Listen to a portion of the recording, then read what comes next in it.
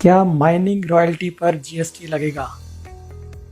Mining lease के case में royalty पर जीएसटी लगाने को लेकर विवाद सर्विस टैक्स के टाइम से ही चला आ रहा है और अब जीएसटी लगने के बाद भी ये मुद्दा सुलझा नहीं है।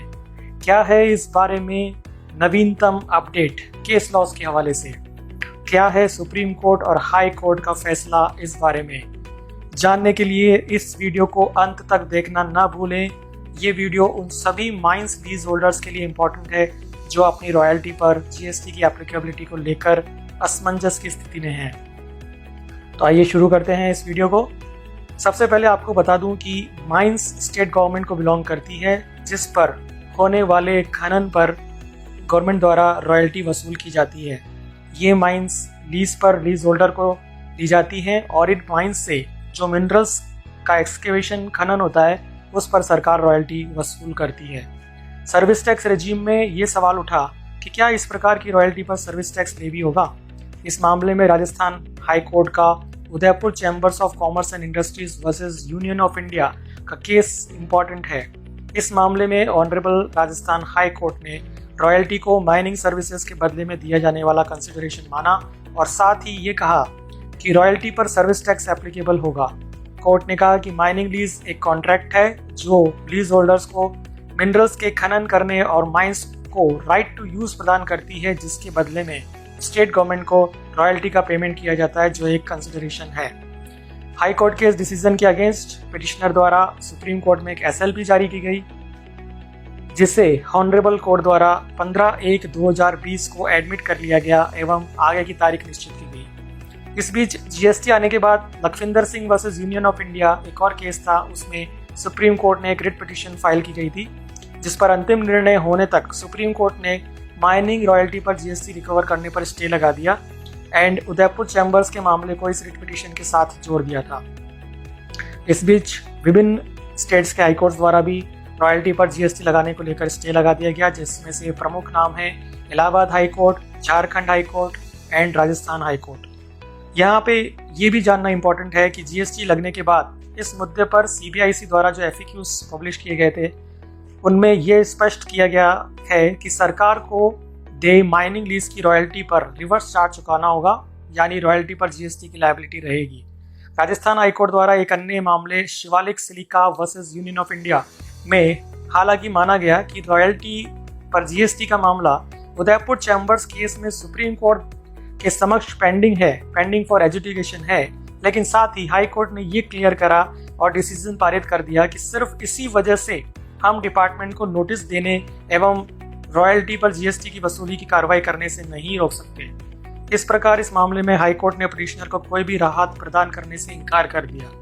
इस बीच Lakhwinder Singh versus union of India के मामले में 4/1/2022 को निर्णय से सुप्रीम कोर्ट ने रिट पिटीशन को डिसमिस कर दिया और कहा कि पहले पिटिशनर को आर्टिकल 226 के तहत ज्यूरिसडिक्शनल हाई कोर्ट में पिटीशन दायर करनी चाहिए। अतः हम डायरेक्टली इस मामले को सुनवाई करने को तैयार नहीं हैं। इस प्रकार इस मामले में सुप्रीम कोर्ट ने बिना मेरिट्स पर डिसीजन किए उसे टेक्निकल ग्राउंड्स पे खारिज किया है और पिटिशनर को डायरेक्ट किया कि वह पहले अपने ज्यूरिसडिक्शनल हाई कोर्ट में रिट दायर करे, क्योंकि इस मामले में सुप्रीम कोर्ट द्वारा ये माना गया कि एक efficacious and alternative remedy jurisdictional high court का ज्यूरिसडिक्शन इन्वोक करने के रूप में पिटिशनर के पास अवेलेबल है, जिसको उसे पहले अवेल करना चाहिए सुप्रीम कोर्ट के पास डायरेक्टली जाने से पहले। इसी निर्णय में माननीय सुप्रीम कोर्ट ने उदयपुर चैम्बर्स मामले में अगली सुनवाई की तारीख तय करने के लिए निर्देश दिए हैं। तो इस प्रकार उदयपुर चैम्बर्स वाले मामले में अब तक अंतिम निर्णय नहीं आया है। ये इशू अभी तक सब जुडाइस है before the honourable supreme court. Supreme court द्वारा इस मामले में अल्टीमेटली जो भी डिसीजन होता है वो सर्विस टैक्स रेजिम खत्म होने और जीएसटी रेजिम आने के बाद रॉयल्टी पर जीएसटी की पोजीशन पर भी इम्पैक्ट डालेगा। सुप्रीम कोर्ट का निर्णय क्या होगा ये तो वक्त ही बताएगा, लेकिन अभी की पोजीशन ये है कि लखविंदर सिंह वाले मामले में चूंकि रिट पिटीशन खारिज की जा चुकी है, यानी अब रॉयल्टी पर जीएसटी स्टे एप्लीकेबल नहीं है।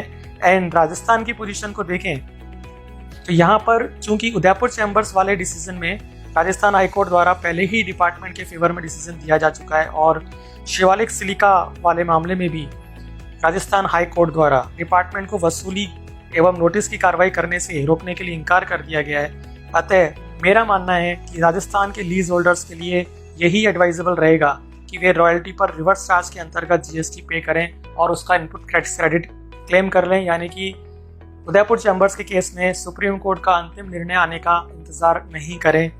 अगर उदयपुर चैम्बर्स के केस में सुप्रीम कोर्ट का डिसीजन पेंडिंग है और इस बेसिस पर कोई लीज होल्डर रॉयल्टी पर जीएसटी को चैलेंज करना चाहता है तो उसे अपने जुरिसडिक्शनल हाई कोर्ट में या तो पहले रिट दाखिल करनी चाहिए और स्टे लेने की कोशिश करनी चाहिए, या फिर उसके जुरिसडिक्शनल हाई कोर्ट द्वारा आइडेंटिकल या सिमिलर मामले में अगर कोई स्टे ग्रांट किया गया है तो पहले उसकी समीक्षा और स्टडी कर लेना चाहिए कि कहाँ तक वो डिसीजन उसके मामले में एप्लीकेबल होता है। ऐसा करने पर ही आप इस मुद्दे पर लिटिगेशन को अवॉइड कर पाएंगे और पीस ऑफ माइंड परचेज कर पाएंगे।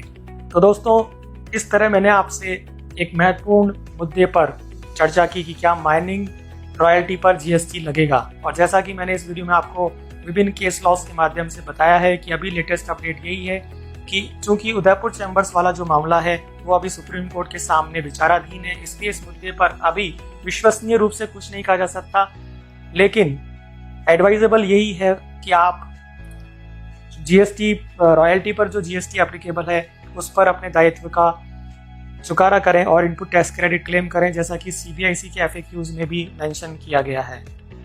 जैसे ही इस मामले में सुप्रीम कोर्ट की तरफ से कोई डिसीजन आता है तो उस डिसीजन के मुख्य बिंदुओं को और उस डिसीजन का सार भी आपके साथ मैं एक और वीडियो के माध्यम से शेयर करूंगा। तब तक के लिए इंतजार कीजिए और जुड़े रहिए दी टैक्स एक्सप्रेस के साथ ऐसी और भी बहुत सारी अपडेट्स और महत्वपूर्ण जानकारियों के लिए। धन्यवाद।